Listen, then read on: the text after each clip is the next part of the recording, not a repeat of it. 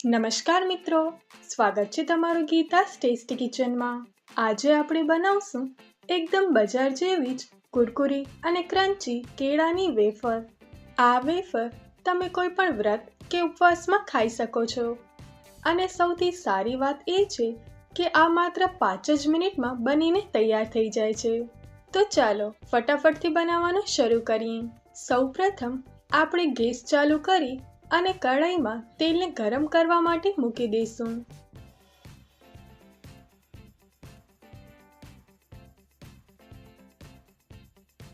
આપણું તેલ ગરમ થાય ત્યાં સુધી આપણે એક સિક્રેટ મિશ્રણ તૈયાર કરી લઈએ। જેના માટે આપણે એક વાટકીમાં અડધી ચમચી મીઠું લઈશું। હવે તેમાં અડધી ચમચી હળદર ઉમેરીશું।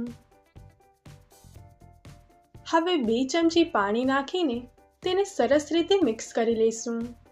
આ મિશ્રણ આપણી વેફરને સરસ પીળો રંગ અને પરફેક્ટ નમકીન સ્વાદ આપશે। મેં અહીંયા તાજા કાચા કેળા લીધા છે।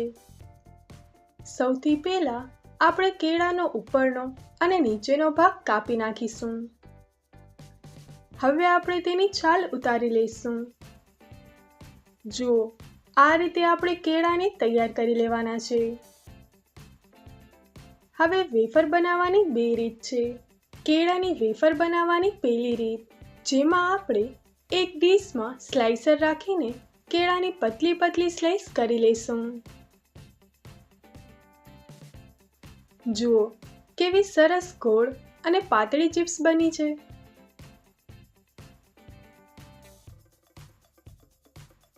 હવે આપણે ગરમ તેલમાં એક એક કરીને વેફર નાખીશું અને તેને ધીમા તાપે તળીશું।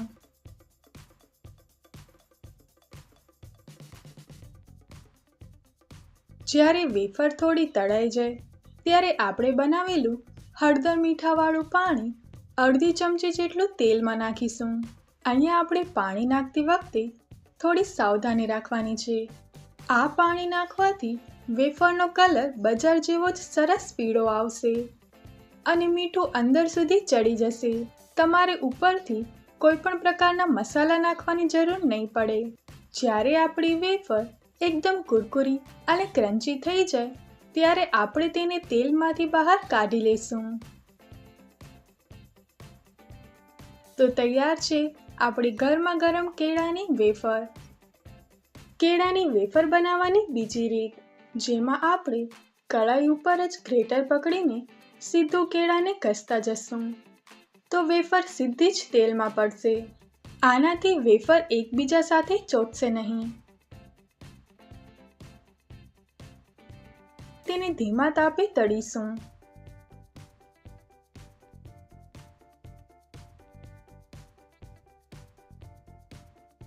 જ્યારે વેફર થોડી તળાઈ જાય ત્યારે આપણે બનાવેલું હળદર મીઠાવાળું પાણી અડધી ચમચી જેટલું તેલમાં નાખીશું।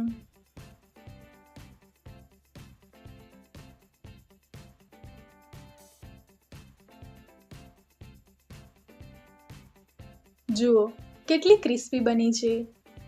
હાથેથી દબાવતા જ તરત તૂટી જાય છે। તમે પણ આ રેસીપીને ઘરે ચોક્કસથી ટ્રાય કરજો। જો તમને આ વિડીયો ગમ્યો હોય તો વિડીયોને લાઈક કરજો, તમારા મિત્રો સાથે શેર કરજો અને આવી જ નવી રેસીપી માટે ગીતાસ ટેસ્ટી કિચનને સબસ્ક્રાઈબ કરવાનું ભૂલશો નહીં। ફરી મળીશું એક નવી રેસીપી સાથે। Thanks for watching.